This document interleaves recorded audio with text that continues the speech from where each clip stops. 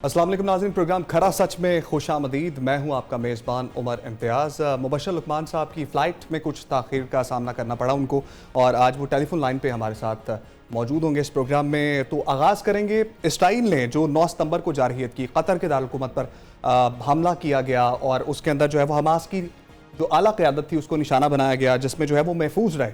उसके बाद जो है वो आलमी दुनिया के अंदर ये तासुर आ गया कि कतर पर हमला कर देना इसराइल का, उसके बाद जो है वो कोई भी जो है वो नहीं बच सकता, ये तासुर दिया जा रहा है। और उसके बाद जो कतर की जानिब से बयान सामने आया, उन्होंने कहा कि ये रियासती दहशतगर्दी है। ट्रंप ने इस पर बयान दिया कि ऐसा अब नहीं होगा, ये एक बार हुआ है, इसके बाद जो है वो ऐसा नहीं होगा। जिसके बाद हमास ने कहा कि कतर पर इसराइली हमला सालसी को रोकने के लिए किया गया है और पाकिस्तान का भी इस पर बयान आया कि कतर की खुद मुख्तारी पर कोई समझौता नहीं होगा। ये दो टोक मौक़िफ़ पाकिस्तान का है। अब इसमें इंटरेस्टिंग बात यह है कि आज इसराइली यहूदी चैनल 14 ने यह रिपोर्ट किया है कि दोहा कतर में हमास की क़यादत पर हमले के लिए मंगल को 10 इसराइली तैयारों ने उड़ान भरी और फ्यूलिंग उसकी जो हुई वो कतर के अंदर से ही हुई। और बरतानवी हवाई ऑयल टैंकर ने दोहा से जब उड़े और बाहर जाकर जो है वो फ्यूलिंग की और फिर जो है फ्यूलिंग करके दोबारा आ गए और दोबारा से दोहा के अंदर जो है वो क़याम पजीर हो गए। अब ये बात के एक मुल्क के अंदर रहकर उस मुल्क की सालमियत को नुकसान पहुंचाना, फिर नेटो के साथ फिर अरबों रुपया जो है वो दिया जाता है कतर की जानिब से नेटो को और अमेरिका को अपनी हिफाजत के लिए, और उनकी हिफाजत को ही नुकसान पहुंचाया गया। ब्रिगेडियर हारिस नवाज साहब हमारे साथ में, उनसे भी इस पर बात करेंगे। आजम चौधरी साहब स्टूडियो में मौजूद हैं, सीनियर तजज़ियाकार हैं, उनसे भी इस पर बात करेंगे। मुनीज़ मोइन हमारे साथ मौजूद हैं, उनसे भी इस पर बात करेंगे। तो सबसे पहले मुबशर लुकमान साहब, आपसे ही आगाज़ करते हैं। सर, एक ऐसा मुल्क जो कि अरबों रुपए देता है अपनी हिफाजत करने के लिए, उसी मुल्क से जो है वो जहाज़ उड़ते हैं, फ्यूलिंग करते हैं और वापस आ जाते हैं, पता भी नहीं लगता, और फिर उसी मुल्क पर हमला कर दिया जाता है। पहला इसका सबसे पहला लेसन ये है कि आपकी इकोनॉमी अच्छी हो या ना हो, आपकी फौज अच्छी होनी चाहिए। आपकी फौज जो है ना वो तगड़ी होनी चाहिए, जो अपने मुल्क का और अपने नजरियात का हर चीज का दिफा कर सके। और पहले हर उस ऐसे कमजोर पाकिस्तानी, मैं कहूँगा, जो कभी सवालात पूछता है ना, कभी कोई डिफेंस बजट पे और इस चीज पर उस चीज पे, आज उसको शर्म से मर जाना चाहिए पूरी चुल्लू बरतानी में जाके कि जितना भी हम लगाएं, कतर 1.5 ट्रिलियन लगा चुके हैं अपने डिफेंस पे। और दुनिया का कौन सा ऐसा डिफेंस है, एयर डिफेंस है या उसके पास अटैक वेपन है जो नहीं है। और अब मैं आपको ऑफिशियली ब्रेक कर रहा हूँ खबर यहाँ पे, हारिस को ज्यादा पता होगा और हमारे दोस्त हैं इनको ज्यादा पता होगा कि ऑफिशियली कतर ने पाकिस्तान एयरफोर्स से हेल्प मांग ली है और इमीडिएटली पाकिस्तान एयरफोर्स के लोग वहां पे जा रहे हैं उनको वेपन्स पे ट्रेन करने के लिए और उनके एयर डिफेंस सिस्टम के ऊपर ट्रेन करने के लिए। और मेरी तो कतर के काउंसिल से जो बात हुई थी लास्ट टाइम, मैंने उनको कहा था, मैंने कहा भाई जितना बजट तुम लोग डिफेंस में लगा रहे हो उसका आधा तुम पाकिस्तान को दो, तुम्हारा फीफा वर्ल्ड कप भी हमने सिक्योर किया था, तुम्हारा मुल्क भी हम सिक्योर कर सकते हैं। और अब ये यहाँ पे खत्म नहीं होगा, ये उस रीच के मुंह को खून लग गया, उसको खून लग गया और वो इसके बाद वो बहाना बहाना करके और उनके पास जाएगा। वो चाहता है किसी तरह टर्की के ऊपर जाना। अब टर्की के ऊपर जाने का प्रॉब्लम ये है कि वो नेटो कंट्री है और नेटो का क्लॉज है कि अगर एक नेटो मुल्क के ऊपर हमला होता है तो तमाम नेटो ममालिक को उसका जवाब देना है। तब अमेरिका जो है, ये अमेरिका के साथी जो है, वो कैसे जवाब देंगे इसराइल को अगर वो वहां पे हमास के लोगों को टारगेट करने की कोशिश करता है। तो बड़ी कॉम्प्लेक्स इक्वेशन आगे आ रही है और इसमें एक दफा से दो तीन चीजें बड़ी क्लियर हैं कि इंडिया ने उनकी बड़ी हेल्प की है स्पाइंग में। कतर ने थोड़ा दिन पहले इंडियंस को निकाला दिया वहां से पकड़ के जो स्पाइंग कर रहे थे। और लेकिन देखें, जो दिफा होता है ना और जो आपके मुल्क की सॉवरेनिटी होती है, उसके लिए आपको सख्त और कड़वे फैसले करने पड़ते हैं। पाकिस्तान की हुकूमत ने अपनी एयर स्पेस को बंद किया ना, हालांकि कितना हमें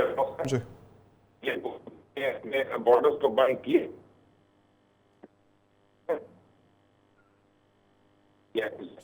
ठीक है, आवाज़ में डिस्टोर्शन आ रही है। ब्रिगेडियर हारिस नवाज साहब की जानिब बढ़ेंगे।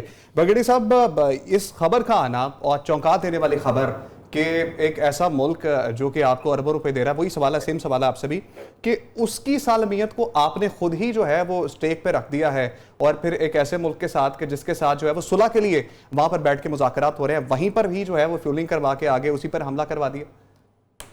लेकिन ये एक बहुत बड़ा लम्हा फिक्रिया है पूरे मिडल ईस्ट के लिए कि आपके वहाँ पर तमाम, चाहे आप सऊदी अरब ले लें, बहरीन लें, कतर लें, इराक ले लें, उसके बाद जितने ममालिक हैं हर जगह पर अमेरिकन वहाँ पर बेसिस हैं, या नेवल या एयर बेसिस हैं। दैट मीन्स कि ऑलमोस्ट ऑल मिडल ईस्ट के ऊपर अगर अमेरिका के लोग बैठे हुए हैं, उनके ट्रुप्स हैं, एयर बेसिस हैं, उनकी हर चीज़, दैट मीन कि इजराइल ने वहाँ पर ऑलमोस्ट कब्जा किया हुआ। बड़ी क्लियर रखें ये बात। और अरबों रुपया वो दे भी रहे हैं, ट्रिलियन डॉलर्स का। पहले उन्होंने ईरान का हवा क्रिएट किया हुआ था जी, ईरान आप पे हमला कर देगा, आपको ख़त्म कर देगा। तो उसी गार में ट्रिलियन ऑफ डॉलर्स का जो वेपन एमुनेशन है वो सऊदी अरब ने, कुवैत ने, कतर ने, F-35 जो दुनिया की कोई चीज़ देख लें डिफेंस की या एयरफोर्स की, वो उन्होंने खरीद ली। यही ये यूएई के साथ हुआ। क्या you have a capacity to use it? एक बात ये है, उनको तो आपने एक बोइंग 474 भी दे दिया सिविलियन ट्रम्प साहब को इस्तेमाल के लिए। जहां तक आपने उनको एम्प्लॉय किया, इवन उन्होंने सऊदी अरब को कहा कि हम तुम्हें सिक्योरिटी देते हैं, give us business for over $1 trillion, और सऊदी अरब ने कहा yes my boss we will give you.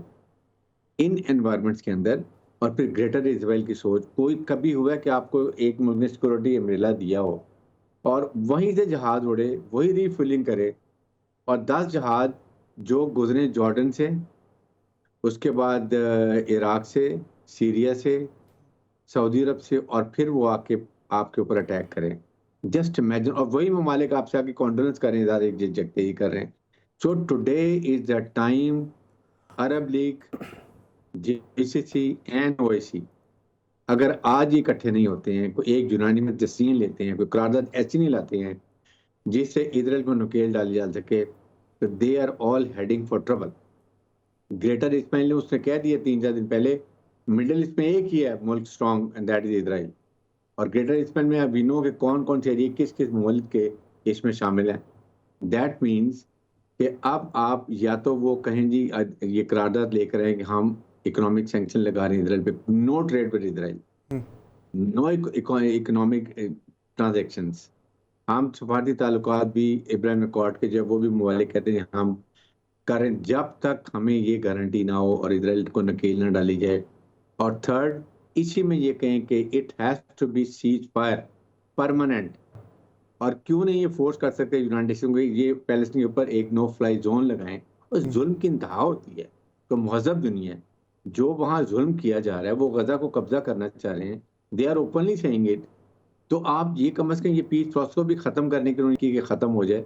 उनको 4-5-6 अब जो जिंदा रह गए, जो उनके कैदी, उनकी फिक्र नहीं है उनको दे वांट गजा पे कब्जा करने के लिए। तो आई थिंक ये आप देखना है, ये 3-4 दिन में ये अरब ममालिक, अरब लीग, जीसीसी और इस्लामिक ओआईसी क्या करते हैं, किस तरह करते हैं। ठीक है, ब्रिगेडियर साहब साथ ही रहेगा। आजम चौधरी साहब स्टूडियो में हमारे साथ मौजूद है। तो साहब, मुबश्शिर साहब ने जिक्र किया, एक वैलिड पॉइंट उठाया कि एक नेटो मुल्क पे जब हमला होता है तो डीड में लिखा होता है, उनके मुआहदे में लिखा होता है कि फिर उसका बदला लिया जाता है। और इस पर ट्रम्प साहब का बयान आया कि ऐसा अब नहीं होगा। क्या सिर्फ ये कह देना काफ़ी है कि ऐसा अब नहीं होगा, इसराइल से बदला लिया जाएगा फर्दर आगे चलकर, या फिर इसको यहीं पर दबा दिया जाएगा सारी कहानी को? मेरा ख्याल है उमर कि ये अटैक से पहले अमेरिका ऑन बोर्ड था।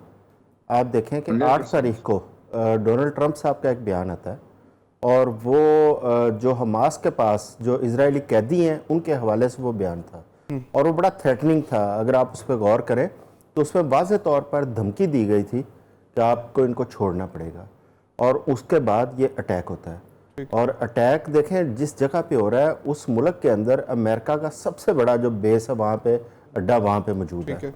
और अमेरिका की कंसेंट के बगैर मैं नहीं समझता कि इजराइल ये हिम्मत करता, क्योंकि ये 2-3 वो वाले ममालिक हैं सऊदी अरब के अलावा, जो यूएई, कतर और बहरीन, ये वो ममालिक हैं जिन्होंने सबसे पहले गल्फ़ के अंदर इजराइल को वहाँ पे वेलकम किया और उसको एक्सेप्ट भी किया इन लोगों ने।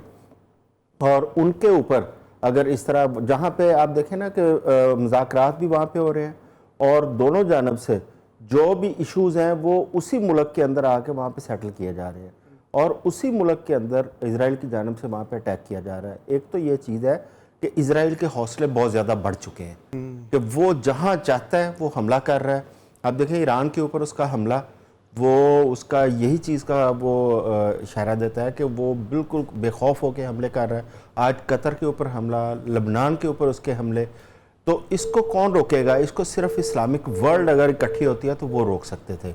लेकिन अलमिया यह है कि इस्लामिक वर्ल्ड में वो वाले ममालिक जो एक बड़ा कलीदी किरदार अदा कर सकते थे, जिनमें सऊदी अरब है, जिसमें यूएई है, जिसमें कतर है, बहरीन है और पाकिस्तान भी है। बिल्कुल ठीक। और पाकिस्तान तो अपना किरदार अदा करता रहा है, पाकिस्तान बोलता रहा है, लेकिन बाकी ममालिक जब गज़ा के ऊपर उसने जारियत की, बाकी ममालिक खामोश तमाशाई बने रहे। और हम उतनी देर तक बोलते नहीं हैं जितनी देर तक आग हमारे घरों तक नहीं पहुंचती। आज तो आग देखें उनके अपने घरों तक पहुंची है। अब थोड़े से होश के नाखून अगर ले लिए जाएं और गज़ा की खातर अगर आप तमाम ममालिक जो इस्लामी ममालिक हैं आज वो मुत्तहिद हो जाएं और इजराइल को रोका जा सकता है। वरना वो अपना जो ग्रेटर प्लान के ऊपर वो अमल दरामद कर रहा है, बल्कि वो करता चला जाएगा और कोई उसको रोकने वाला नहीं होगा। आज हमला किया है, यूनाइटेड नेशन में जाके हल्की फुल्की सी माजरत कर लेंगे या वहाँ पे कुछ जस्टिफिकेशन दे देंगे और अमेरिका या वादा मतलब वहाँ पे एक वादा कर लेगा जी आइंदा नहीं होगा, लेकिन आइंदा की कोई गारंटी नहीं है। अब अमेरिका का आप थोड़ा सा पिछले 2-4-6 माह के अंदर अमेरिका का किरदार देखें, अमेरिका के वादों का कौन एतबार करेगा? बिल्कुल ठीक। ट्रंप साहब कहते कुछ हैं और अमलन वहाँ पे कुछ और हो जाता है। लिहाजा इस एतबार नहीं किया जा सकता, इसके लिए खुद खड़ा होना पड़ेगा और अपने डिफेंस को मजबूत खुद करना पड़ेगा। ठीक है। बशर साहब की ये बात बड़ी दुरुस्त है कि आपके पास अगर इकोनॉमी आपकी मजबूत है, आपके पास पैसा बहुत ज्यादा है, तो आपने अपने डिफेंस के ऊपर क्यों नहीं तवज्जो दी? उसको क्यों आपने वो देखे ना अमेरिका के हवाले या नेटो के हवाले आपने अपना डिफेंस किया हुआ है।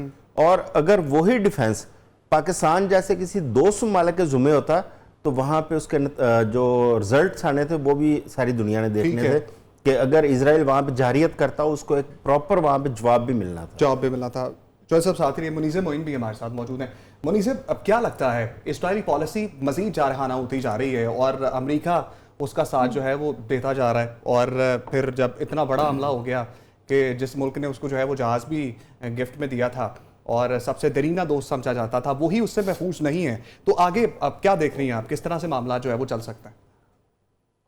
इसराइल के इस इक़दाम को किस तरह तस्वुर किया जाएगा? ये आलमे इस्लाम को खुल्लम खुल्ला धमकी है, ये मुस्लिम उम्मा को धमकी तस्वुर किया जाएगा जो इसराइल की जानिब से किया गया है। सबकी बारी आएगी। Let me tell you this, अगर यहाँ पर मुस्लिम उम्मा खड़ी नहीं होती तो इसराइल सबके पीछे जाएगा। क्योंकि आप भी देखें कि यूएन में इसराइल के नुमाइंदे ने क्या कहा था। उसने कहा कि इसराइल के खिलाफ उठने वाली हर आवाज के पीछे हम जाएंगे और हर किसी से बदला लेंगे। तो ये स्टेटमेंट महज अल्फाज नहीं है, ये रियलिटी है। लेकिन पूरी दुनिया ये भी जानती है कि पाकिस्तान की अफवाज में, खा वो बर्री हो, फजाई हो, किसी भी किस्म की वो सलाहियत मौजूद है कि वो जवाब दे सके, मुंह तोड़ सके। जिस तरह के भारत को नाको चने चबाए थे, जिस तरह भारत को दंदान चिकन जवाब दिया था ना अफवाज पाकिस्तान ने, वो यहां पर भी कर सकती है। ये कैसे मुमकिन है कि इसराइल के F-35 तैयारे अगर कतर में दाखिल हो रहे हैं तो किसी को पता ही नहीं चला? How can it be possible? America की सरपरस्ती हासिल होगी, मगर मुझे अभी तक ये समझ नहीं आ रहा कि अमेरिका ये डुअल रोल प्ले क्यों कर रहा है। अगर आप देखें कि इसराइल कतर पर अटैक कर रहा है तो वो अगला अटैक किसके साथ करेगा, किसको वो हदफ बना सकता है, और इसके इम्कानात भी मौजूद है। फिल वक्त ये कहा जा रहा है कि हो सकता है कि अगली बार वो तुर्की को निशाना बनाए और उसके बाद जद्दा हो, फिर तेहरान हो, फिर बैरूत हो। इजराइल कहीं पर फुल स्टॉप नहीं लगाने वाला अनटिल एंड अनलेस वो अपने मकासद हासिल ना कर ले। मगर हमें ये देखना है कि हमारा मकसद क्या है, इस्लामी ममालिक का मकसद क्या है जी। और अगर हम अपने आप को इस रीजन में एशियन टाइगर कहते हैं और वो वाहिद एटॉमिक कंट्री है, तो फिर we will have to take the lead। ठीक है मुनीज़, साथ ही रहिएगा। मुबश्शिर लुकमान साहब, आपने हमारे पैनलिस्ट का तज्जिया सुना, बड़ा वैलिड पॉइंट रेज किया है हमारे साथ मौजूद मुनीज़ मोइन ने कि अगला हदफ क्या हो सकता है। अब कतर भी महफूज नहीं रहा, देरीना दोस्त था और अरबों रुपए भी देता रहा। उसके बाद जो है वो अब माइकल रोबिन सीनियर फेलो अमेरिकी थिंक टैंक है, उन्होंने कहा कि हो सकता है कि तुर्किया इसराइल का अगला निशाना हो, फिर उसके बाद मजीद ममालिक की तरफ आगे बढ़े। तो क्या सोच रहा है इसराइल इस वक्त?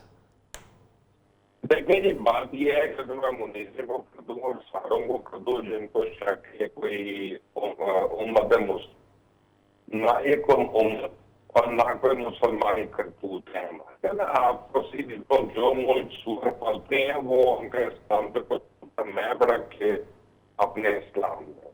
और दूसरी बात यह है, अगर इतना रिएक्ट सरकारों ने तो जिस उनके ताल्लुकात रहे से उन्होंने क्या है सफीरों को आप दिया, क्या उन्होंने 5 बंद कर दिया, तो क्या इसराइल की बंद कर दी है, क्या सऊदी अरेबिया ने बंद कर दिया, नहीं बनने की जरूरत है।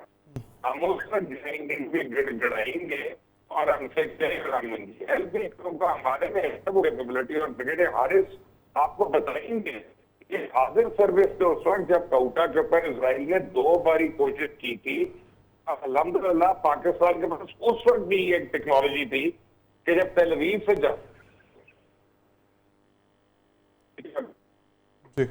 राब्ता बहाल करने की कोशिश कर रहे हैं मुबशर लुकमान साहब के साथ हारिस नवाज साहब, यही सवाल आपकी तरफ भी लेके आना चाहेंगे कि ऐसा कैसे हो सकता है कि अमेरिका को पता ना हो और फिर अमेरिका बड़े आराम से जो है वो बाल की तरह खुद को बाहर निकाल ले कि हमें तो पता ही नहीं है और इस पर हम माजरत कर लेते हैं, दोबारा ऐसा नहीं होगा, और फिर कैसे दूसरे तमाम ममालिक जो है इस्लामी ममालिक महफूज रह सकते हैं इसराइली जारहियत से? उमर बात सुने, Israel is a proxy of America, be very clear. ठीक है, जैसे इंडियन प्रॉक्सीज हैं ख्वारिज फितन ख्वारिज फितन हिंदुस्तान, उनकी मर्जी के बगैर कुछ नहीं हो सकता। ये एयर फ्यूलर जो टैंक एयरक्राफ्ट उड़े हैं, ये किसकी मर्जी से उड़े थे? ऑब्वियसली विद अमेरिकन कंसेंट जो बरतानिया के उड़े हैं, उनको ये उड़ने से इसका मतलब ये कि कितना पहले प्लानिंग की गई होगी, आप तैयारी रखें, प्लेन आर कमिंग, आपने फलां जगह एयरमैन को एयर टू एयर रिफिलिंग देनी है। तो व्हाट इज ये मतलब, ये अगर हम खुद डर के बोले ना तो और बात है, otherwise absolutely it was all planned, it is covered story, there is no question about it. और ये शुतुरमुर्ग की तरह अपना अगर सर रेत में दबा के बैठे हैं कि शायद हमें कोई नहीं देख रहा, तो ही लुकिंग एट एवरीवन, हर एक की बारी आने वाली है। इसलिए ये 5 फिंगर्स हैं, फेस बन जाता है तो you become strong, better be strong, take strong decisions. इनके प्रॉब्लम ये है कि सारा इनका पैसा जो है वो अमेरिका में है, it can be all frozen one. Kingdom को उन्होंने थ्रेट किया हुआ है कि जी वो जो मुल्क इनके खिलाफ बात करेगा उसमें डेमोक्रेसी ले आएंगे, दैट इज अनदर प्रॉब्लम, जिसकी वजह से भी हेल्पलेस है। सो कम से कम आपको पास 30 F-35 जहाज हैं, आपका लेटेस्ट आपका एयर डिफेंस सिस्टम है, somebody should be able to use it। So Pakistan को अगर आपको चाहिए, Pakistan is always ready to give them all support. आप इकोनॉमिक सपोर्ट करें पाकिस्तान को, whatever we need we provided and we are there. Saudi Arab की हमने नहीं गारंटी ली हुई, दोनों जो होली सिटीज की सेफ्टी एंड सिक्योरिटी की पाकिस्तान ने गारंटी 1970 में। आई वाज पार्ट ऑफ, जो हमारे 2 ब्रिगेड गए थे जब इराक ने कुवैत पे हमला किया था, वी वर देयर। और ये नहीं है, लेकिन आप खुद अपनी हिफाजत करनी सीखनी चाहिए। आपका इतना पैसा जो आपके पास है, आप 1-1.5 बिलियन हमास को आपने पिछले दिनों में दिया है, आप हर महीने कितना पैसा देते हैं। Please become strong Islamic force, आप इस्लाम ओआईसी को स्ट्रॉन्ग करें, अरब लीग को स्ट्रॉन्ग करें, अपना पैसा जो है वो आप कहीं लाएं, हार्डवेयर बनाने की बात करें, इस्लामिक यूनिवर्सिटी बनाएं, बैंक बनाएं। सारा पैसा तो आपको बाहर चले जाता तो वो देखें always teach to tell, that's a problem. ठीक है मुनीस, आपको क्या लगता है अब ये सालसी का जो किरदार था कतर जो निभा रहा था वो तो अब रुक गया है, और आज फिर जो है वो हमले किए गए हैं इसराइल की जानिब से और 59 फ़लस्तीनी शहीद हुए हैं। अब आपको क्या लगता है, सलामती कौंसिल वैसे बेबस नज़र आ रही है हमें अमेरिका के वीटो के बाद, अब कौन सालसी का किरदार अदा करेगा? क्या अब ये सिलसिला यूं ही चलता रहेगा, मामला आगे बढ़ते रहेंगे और फ़लस्तीनी यूं ही जो है वो जारहियत का शिकार होते रहेंगे इसराइल की?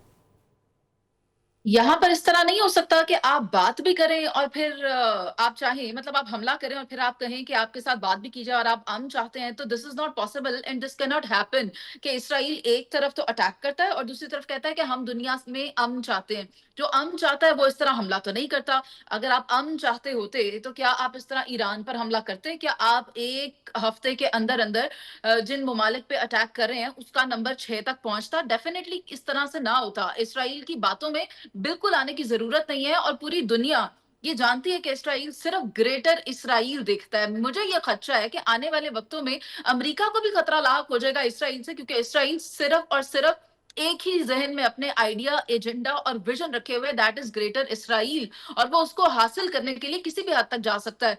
I-24 को बेंजामिन नेतन्याहू की जानिब से जो परसों इंटरव्यू दिया गया, उसके अंदर जो मैप उनको दिखाया गया था ना नेतन्याहू को, उसके अंदर ग्रेटर इसराइल के वो वाले ममालिक भी शामिल थे जो अभी उसके डोमेन में नहीं आते। तो जब तक वो उन ममालिक पर, उन रीजन्स पर दोबारा कब्जा नहीं कर लेता, वो आराम से नहीं बैठेगा। मैं ये बात करती हूँ कि अब हम अगर उठकर बात कर रहे हैं तो क्यों कर रहे हैं? हमने इससे पहले गजा में जब इतनी सूरत हाल खराब थी तब इस तरह तमाम इस्लामी ममालिक को बैठकर भी बात करनी चाहिए थी। लेकिन जब इस्लामी ममालिक इकट्ठे होने की कोशिश करते हैं तो फिर यही मगरबी ममालिक हमारी उन आवाजों को दबा देते हैं, जिसका अमली मुजाहरा आपने जुल्फिकार अली भुट्टो की फांसी के वक्त देखा था। जब उनको तख्ता-ए-दार पर लटकाया गया था ना, तो ये इस बात पर मोहर तभी सख्त हो गई थी कि इस्लामी ममालिक को कभी भी स्ट्रेंथन होने नहीं देंगे।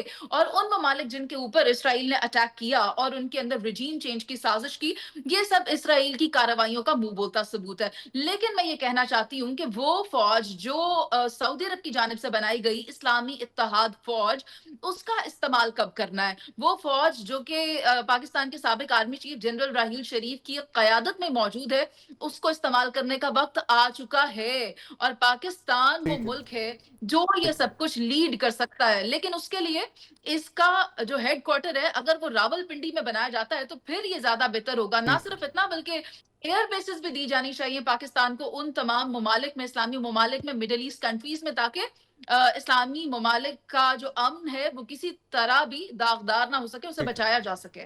ठीक है, मनीष से साथ ही रहेगा। मुबशर लुकमान साहब हमारे साथ मौजूद हैं। मुबशर साहब, अब जिस तरह से हमने देखा कि एक तरफ तो अमन का ख्वाहा है, अमेरिका ये दावा करता है और डोनाल्ड ट्रंप साहब के कहते हैं कि तमाम मामलात में बड़ी जंगें मैंने रुकवा दी हैं, और फिर जो है वो जब ईरान पर खुद जाके हमला कर देते हैं, फिर जब कतर पर हमला होता है तो फिर माजरत कर लेते हैं। तो क्या आपको लगता है कि ये जो अमन की ख्वाहिश है ये सिर्फ जो है वो बाहर तक ही महदूद है, मुसलमानों के खिलाफ जो है वो ये अमन की ख्वाहिश वाला जो उनका नारा है ये सूदमंद साबित नहीं होता, ये कारामद साबित नहीं होता? यहाँ पर वो दो तरफ जो है डिवाइड क्यों हो जाते हैं? यार बात यह है कि आप दूसरे से क्या शिकायत कर रहे हैं जब अपने आप को शिकवे का मौका हर वक्त दे रहे हैं। हम डोनाल्ड ट्रंप को या पुतिन को या प्रेसिडेंट शी जिनपिंग को हम क्या गिला करें उनसे, जब आपकी उम्मत मुस्लिमा जो है वो एक करेंसी नहीं बना सकती, वो एक इस्लामिक बैंक नहीं बना सकती, वो अपने ऑयल जो है वो इसराइल को देना बंद नहीं कर सकती, वो गैस इसराइल को देना बंद नहीं कर सकती, वो पानी इसराइल को देना बंद नहीं कर सकती। जब पहली बारी इसराइल ने जॉर्डन पे हमला किया था, गोलान हाइट्स से कब्जा कर लिया था और पानी ले लिया था उनका, और आज जॉर्डन उन्हीं से पानी खरीदता है अपने मुल्क के इस्तेमाल के लिए, तो किसी की अहमियत नहीं जागी थी, किसी की उम्मत नहीं जागी थी, तब किसी को याद नहीं आया था कि वो मुसलमान है। नहीं, ये बादशाह लोग हैं और बादशाहों ने अपनी हुकूमतें बचानी है, इसलिए ये उनके आगे झुके रहेंगे। ये अब हर एक के साथ होना है। अगर आप ये समझते हैं ना कि ये कतर के साथ हो गया और यहाँ पे रोक देगा कोई मामला आके, नहीं नहीं नहीं, ये हर एक के साथ होना। अभी हर एक को वो ट्राई करेंगे, ऐसा ऐसा पिंच करेंगे, इवन पाकिस्तान तक आएगा पिंच करेंगे वो। इस चीज के लिए मेंटली तैयार है, फिजिकली तैयार है। कमजोर का कोई साथी नहीं होता। अगर पाकिस्तान ने अपने से 11 गुना बड़े हिंदुस्तान को इस तरह से कन्विंसिंगली ना मारा होता तो आज पाकिस्तान की कोई बात भी ना सुन रहा होता, ना OIC में, ना सिक्योरिटी काउंसिल में, ना कतर बुलाकर मिल रहा होता। कभी आपने किसी को देखा रेड कार्पेट ट्रीटमेंट कतर की तरफ से इतने शॉर्ट विजिट में, और वो भी जो इतनी ट्रेजेडी के बाद हो, इतने जनाजे उठाने के बाद हो, आपके PM को मिला? क्यों? आपकी अफवाज ने उनको दिखा दिया था कि हम अपने से 11 गुना बड़े बजट वाले के साथ हम किस तरह से निपटते हैं, और हमारी अफवाज जो है और हमारी दिफा जो है वो अल्हम्दुलिल्लाह कितनी इम्प्रेग्नेबल है। और आप वाहिद इस्लामी मुल्क है कि जो न्यूक्लियर पावर है, और इसको इस पर याद करें बार बार, इस पर कोई शर्मिंदा होने की जरूरत नहीं, ये फख्र की बात है। पूछे ब्रिगेडियर आरिफ से, जब मैं उस वक्त भी आपको कह रहा था कि इसराइल ने तो जब ज़ियाउल हक के टाइम पे भी कोशिश की थी न्यूक्लियर रिएक्टर पे अटैक करने की काउंटा में, तो हमने तो उस वक्त भी उसको डुला दिया था। तो अभी भी हम तैयार है, फिक्र ना करें। और पाकिस्तान के पास इतनी एबिलिटी है कि हम सरफेस टू सरफेस मिसाइल को मारेंगे, वो इसराइल के सारे आयरन डोम वगैरह के पक्के उड़ा देगा। यदि वो पाकिस्तान तक तो मत आए, उसके अपने हक में बेहतर है। मैं आपको यही बता सकता हूँ। ठीक है मुबशर साहब, और ब्रिगेडियर साहब, जिस तरह मुर्शिद साहब ने कहा कि पहले भी एक बार कोशिश हो चुकी है और पाकिस्तान ये सलाहियत रखता है कि अपने रिजर्व्स का जो है वो हिफाजत कर सके, तो मुस्तकबिल में आपको लगता है कि हमारी तरफ भी चिंगारी आएगी इजराइल की जानिब से? देखें, बिल्कुल 2-3 दफा हो चुका है और पाकिस्तान ने बता भी दिया कि how we were well defending, और हमने किस तरीके से अपने स्प्रेड आउट किए स्ट्रेटेजिक एसेट्स को, और कमांड एंड कंट्रोल हमारा कितना मॉडर्न तरीका है। और फिर सेकंड ये कि हमारी मिसाइल टेक्नोलॉजी दुनिया में लेटेस्ट तरीन है, और कमांड एंड कंट्रोल को ये इंटरनेशनल एटॉमिक कमीशन और अमेरिकन इसको एक्नॉलेज करते हैं। कभी आपने हमारे तो यूरेनियम को लीक होते हुए नहीं देखा। इंडिया में कितनी दफा पकड़ा गया चोरी होता हुआ। ये फर्क है हमारे। ब्रह्मोस मिसाइल नहीं 3-4 साल पहले इन्होंने गलती से फायर कर दिया था, गिरा था, फटा नहीं था। तो ये हमारे तो सिस्टम बहुत स्ट्रांग है, और हमारी strategic asset basically they're all India specific. हमारे जितने न्यूक्लियर एसेट, न्यूक्लियर डिटरेंस जो है वो हमारा इंडिया के साथ है। लेकिन अगर किसी तरफ से भी हमें कोई भी थ्रेट आता है तो then we can react very violently. Pakistan की सलामती बका के लिए हमारी मुसल्लह फौज ऑलवेज रेडी, और इस पर कोई कॉम्प्रोमाइज नहीं। बात कर रहे हैं सैलाब की तबाहकारियों की, तो पंजाब में हालिया सैलाब से 4.3% ज़रई रकबा मुतासर हुआ है, जबकि 13 लाख एकड़ ज़मीन ज़ेर आब आ गई है, और पंजाब में सैलाब के बाइस मुख्तलिफ आसात में अमवात 100 से तजावुज़ कर गई हैं। आज़म चौधरी साहब, अब जनूबी पंजाब की जानिब रवा दवा है, यहाँ से सिंध का रुख करेगा सैलाब, और गुज़श्ता दिनों आप मौजूद थे कसूर में गालिबन, और वहाँ पर आपने देखा किस तरह से काम चल रहा था सैलाब के हवाले से। मुतमईन हैं जो इक़दाम किए जा रहे हैं पंजाब गवर्नमेंट की जानिब से और इंतज़ामिया की जानिब से, जो प्राइवेट इदारे काम कर रहे हैं, किस तरह से काम हो रहा है सैलाब के हवाले से वहाँ पर? अच्छा उमर, ये पहले तो आपने जो 4.3% का है ना रकबा मुतासर हुआ है, ये गवर्नमेंट की जो अपनी फिगर्स हैं उसके मुताबिक तकरीबन 23 लाख एकड़ हमारा जो ज़रई रकबा है वो मुतासर हुआ है। जो किसान इत्तेहाद है वो क्लेम कर रहा है कि 35 लाख एकड़ रकबा जो है वो सैलाब से मुतासर हुआ है। ये ज़रई रकबे की बात कर रहे हैं जहाँ पे हमारी काश्तकारी होती है। अच्छा, ये बहुत बड़ा फिगर है अगर आप उस पॉइंट। दूसरा ये है, कसूर में जब दरिया सतलुज पाकिस्तान में एंटर होता है तो दोनों तरफ, एक तरफ फिरोजपुर है इंडिया का शहर, एक तरफ कसूर है। अब दरिया सतलुज पहले जिगजैग की सूरत में आता है, वहाँ से कभी फिरोजपुर में चला जाता है, कभी वो कसूर डिस्ट्रिक्ट में आ जाता है। वहाँ पे सैलाब की जो तबाहकारी हैं, आप यकीन करें कि आप वहाँ खड़े होकर उसको 10 मिनट नहीं आप देख सकते, जितनी लोगों की बदहाली है। क्योंकि पूरे जो घर थे वो नज़र ही नहीं आ रहे थे पानी के अंदर, और अब ऐसा ऐसा पानी नीचे आ रहा है, और उन लोगों का दारोमदार या एग्रीकल्चर पे था या उनका जानवरों पे था, जो डेयरी फार्मिंग पे या फैटनिंग के ऊपर।